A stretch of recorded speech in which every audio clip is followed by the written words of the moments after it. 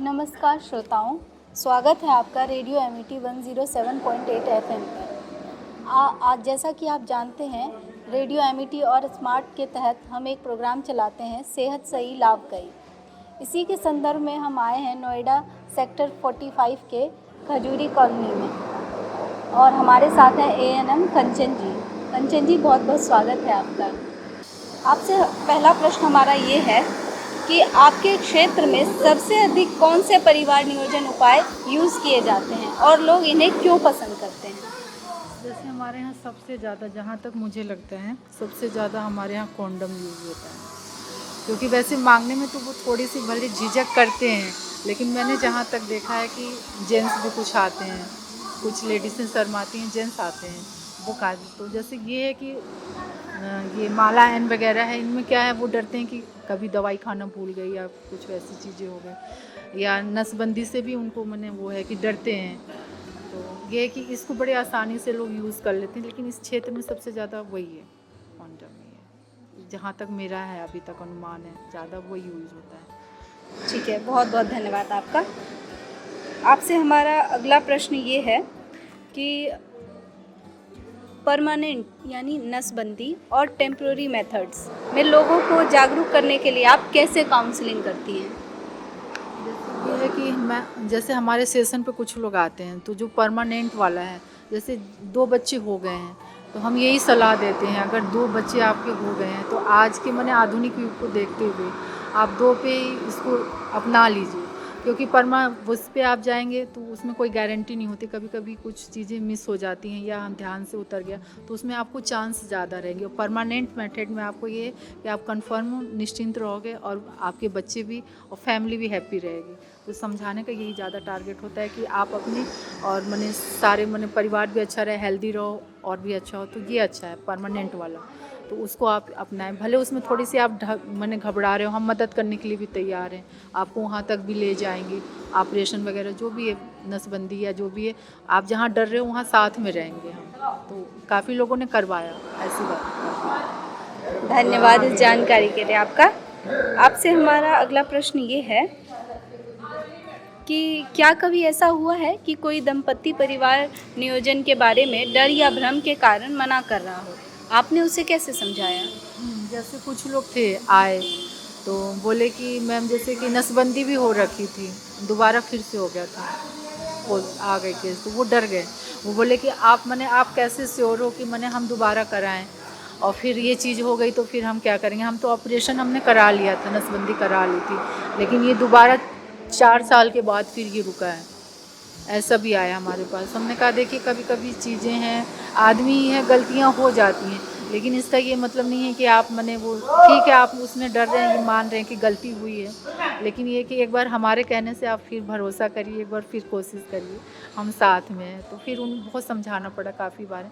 तो ऐसी चीज़ें होती हैं या कि डर जाते हैं लोग, कुछ लोगों में ना बैठा हुआ कि ऑपरेशन के वो कमज़ोरी आ जाती है, या पहले जैसे चीज़ें नहीं रह जाएंगी, या हम वो महसूस नहीं कर पाएंगे, तो उस बारे में भी बातें हुई। हमने कहा ऐसा कुछ नहीं है जैसा आप सोच रहे हो, बल्कि आप और भी ज़्यादा हेल्दी हो जाओगे वो चीज़ें करके, आप आराम से एक डर आपका निकल जाएगा।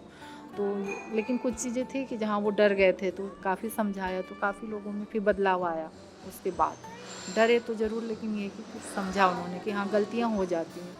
तो ये बहुत अच्छी जानकारी आप लोगों को दे रहे हैं। आपसे हमारा अगला प्रश्न ये है कि टीनेज प्रेगनेंसी और अर्ली मैरिज को रोकने के लिए आप ग्राउंड लेवल पर क्या करती हैं? जैसे आज की जनरेशन या उसको देखते हुए कि शादी नहीं हुई या कुछ चीज़ें ऐसी नहीं हुई जिसमें आप टच में आ गए हो, ठीक है, तो समझ रहे हैं कि हार्मोन हैं, हम समझ रहे हैं, लेकिन अभी पुराने लोगों की चीज़ में दिमाग में नहीं है। तो जैसे बच्चियां भी आती हैं सेशन पे, 16 साल 18 साल की आती हैं, इंजेक्शन भी लगते हैं, तो उन्हें हम साइड में करके बताते हैं, माँ बाप के सामने क्यों नहीं, क्योंकि माँ बाप कहेंगे कि ये गलत चीज़ें हमारे बच्चों में डाल रहे हैं। तो ईजी पील, जैसे कुछ बच्चे हैं ऐसे कि पता चल जाता है कि हाँ, ये चीज़ें गलती कर चुके हैं, तो समझाना पड़ता है उन्हें साइड में रख के कि देखो, आप डरो नहीं, ठीक है बेटा, अभी आपकी पढ़ाई लिखाई की उम्र है, पहले इस पे फोकस करो, ठीक है, हाँ चलो मान लेते हैं बाई चांस गलती हो गई है, तो ये भी कॉन्सेप्ट आप हमसे आके मिलो, अकेले में बात करो, डर बिना, ये समझो कि हम भी गार्जियन ही हैं आपके, आओ मिलो, हम बताएंगे क्या करना, लेकिन ये गलती मत करना, मेन टारगेट वही होता है, करना नहीं। हो गई है तो चलो एक बार तो हम बचा देंगे, लेकिन दोबारा मत करना। तो ये ऐसे बहुत अच्छा कार्य आप काफ़ी कर रहे अच्छा होता है। 72 घंटे में अगर गलतियाँ हो गई हैं, काफ़ी सेफ्टी है बच्चे। हैं। बहुत बहुत अच्छी बात है। आपसे हमारा आखिरी प्रश्न है कि इमरजेंसी कॉन्ट्रासेप्टिव पिल्स या IUCD कॉपर टी लगाने के बाद आप महिलाओं को कौन सी ज़रूरत, जागरूकता और फॉलोअप सलाह देती हैं? प्रॉपर्टी लगवाने के बाद भी ना कुछ लोग आए कि उन्होंने कहा कि अब जैसे 3 साल 4 साल वो कंटिन्यू लगी हुई है, ठीक है, बीच में वो कभी नहीं गए चेक कराने। अब क्या हुआ, इन्फेक्शन हो गई या बहुत सारी चीज़ें, या धागा दोबारा निकलवाना है। जैसे एक ही बच्चा था, उन्होंने लगवा लिया, अब दोबारा प्रेगनेंसी चाहिए, तो जब निकलवाने के लिए गए सेंटर पे तो वो धागा ही नहीं दिख रहा है, कहाँ गया धागा, कहाँ गया। तो PSC पे तो उतनी व्यवस्था है नहीं, अब बड़े स्तर पे आपको जिला अस्पताल या वैसे में रेफ़र किया जाएगा। तो हम यही सलाह देते हैं कि आप हर 3-3 महीने पे चेक कराया करिए, या आपको खुजली वगैरह जो भी इन्फेक्शन जैसा लग रहा है, कहीं भी दर्द हो रहा है, कुछ लोगों के साइड में दर्द होता है, तो हम बताते हैं। जैसे कुछ लोग सोचते हैं ऐसे ही दर्द कर रहा है, इग्नोर कर देते हैं, हल्का हल्का हो रहा है, और बाद में चल के फिर कुछ दिक्कत या इन्फेक्शन का कारण बन सकता है, यहाँ तक कि कैंसर भी होने की संभावना है उससे, अगर वो गलत तरीके से चली गई या धागा या उसका कहीं भी। हाँ, तो ये समझाने की कोशिश करते हैं कि हाँ 3 महीने लगवाया, अच्छी बात है, बहुत अच्छी बात है, लेकिन हर 3 महीने पे गाइडलाइन बनवाइए कि चेकअप करवाते रहना है बीच बीच में आपको, या आप भी निश्चिंत रहोगे और फिर आगे आपको अगर निकलवाना है तो वो आराम से निकल जाए, आपको भी दिक्कत ना हो, सारा कुछ अच्छा हो, ये बताते हैं। बहुत बहुत धन्यवाद कंचन जी, आपने बहुत अच्छी जानकारी हमें दी है, और रेडियो एमिटी से जुड़ने के लिए आपका बहुत बहुत धन्यवाद।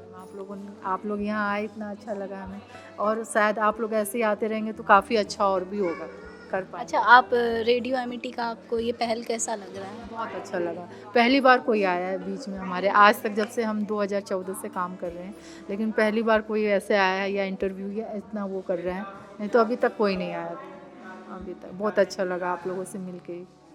बहुत बहुत धन्यवाद आपका।